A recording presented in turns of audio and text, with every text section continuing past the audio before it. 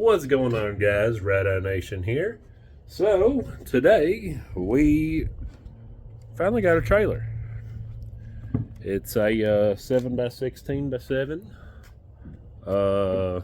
Yeah, it's pretty nice. All black on black. You can see triple black. So first thing we're going to do is make it so we can actually use this for a gig, because walls are bare. So I got some E-track. I bought all the pieces of this style, the horizontal slats that they had in stock, which was 6. I'll probably need more like 24 to do it the way I want to. And then I got some of these vertical pieces. So the plan is we're going to do one of those, then that, and we're going to alternate them. So it'll be vertical, horizontal, vertical, horizontal, vertical, horizontal, vertical. So that's my trailer stud right there, which we will be drilling into to help keep these vertical pieces secured to the wall.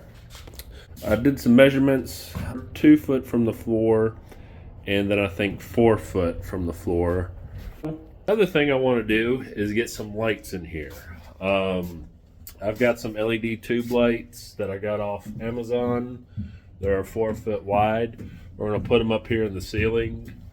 And then I've got some 40 volt Ryobi garden tool batteries. I used to have a weed eater and blower that was on the 40 volt system. They have since blown up and went to kaput, but the batteries are still good. So I'm going to use those batteries to power the lights inside. So I got to get an inverter for it. Probably put the inverter somewhere in here. What I plan on doing is putting a shelf here. That way I can put one of my rack cases in here. Maybe make a countertop kind of ordeal. I don't know. And then we'll figure something out to kind of slide this tire into there. Kind of got half-ish done. So I'm going to show you what it looks like. I'm gonna give you some tips. All right, so we got these in. Got this trimmed out nice and neat. Got those sides in. I still got to run my horizontal slats. And what I did is I put 2 up top, 2 in the center, and then I'm going to split the difference and put 2 in here. I haven't done it, but I've got them all marked out. Same with these, so on and so forth. The 2 here in the center are actually on the studs, as you can see. Maybe there's a stud, there's a stud screw. So I've made sure all that side is on the stud. Same with that. These 3, that one, and that one will also be on studs. So my back ones and then that left front will not be on the stud. Now I measured from the top of this 14 inches from the top of here. Not necessarily the roof, because that's another inch, say. 14 inches from here, that'll give me enough room to put a piece of truss up there if I need. On basically this top rack. I can put a shelf out, put the truss up along that side and that side if I need to. So that was the reasoning on not even going higher, because I really don't want to go higher. So that's how I measured that. Then I put my E-track up, and then we got to cut this out. So make 2 lines on each side of the E-track. I'm going to kind of cut on the outside of the line so it gives me a little bit more wiggle room.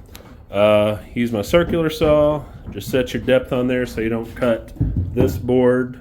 We'll just cut this one. It may not be all the way through, but it should be damn near perfect. And then what I went ahead and did is go ahead and nail. I put about 3 nails on each side here on this trim piece. As you can see, maybe not. There's 2 there, and I got another one up there. So just to help keep this from ripping out. What I actually recommend is go ahead and nail these here and then cut. That way you don't have that tear out or fly off on you. Alright, so now I've got these cut out. On some of them, still going to have an and a staple in there. So we're gonna kind of clean that, pull that staple up. We'll clean these up just a little bit, make it look nicer. Now there's a little bit of a gap. That's fine, unless you don't want any air in here at all. Then you can seal it up, but it's up to you. I'm not sealing these. I thought about slapping a piece of gaffer's tape over it, but I said screw it. The water tightness comes from the outside, not the inside here, so we should be good. Alrighty, so we put down some nice grip tape. It's 12 inches wide, and I think I got like 60 yards of it. Just that stuff right there. So I got strips spaced about 4.5 inches apart, more than enough for me. I should not slip and bust my butt loading now. I'm also going to put a strip here, and then I will be putting a strip here in front of the door as well. The rest of my E-track came in, so we will proceed to put 2 pieces here and 2 pieces here, and then I think we'll almost be done in here. Off camera I did do this 2-inch hole saw. Wait, oh, my legs are sore from riding. And I've got this nice handy dandy plug right here. Does come with a rubber gasket. I also put the good old flex seal around it as well. I may also run a bead of clear silicone around it. And then for added security, I riveted it instead of screwed it. Because yeah, I'm extra. Alright, well, finally got these 2 pieces installed. Same process as over here. And these 2 pieces as well. I got the skid pad, or whatever you want to call it, grip tape, right there at the door. So if you're coming in, you're not going to slip and bust your ass, since it's a higher step. And same with back here. I got a strip right here as well.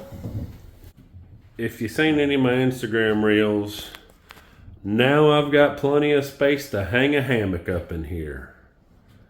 Last gig I did, I had hung on a buddy's trailer, hooked my hammock on the outside of the door into the spring turn axle buckle thing. This bitch right here, hooked the hammock there, and I spread it across. There's a picture floating around of me in it.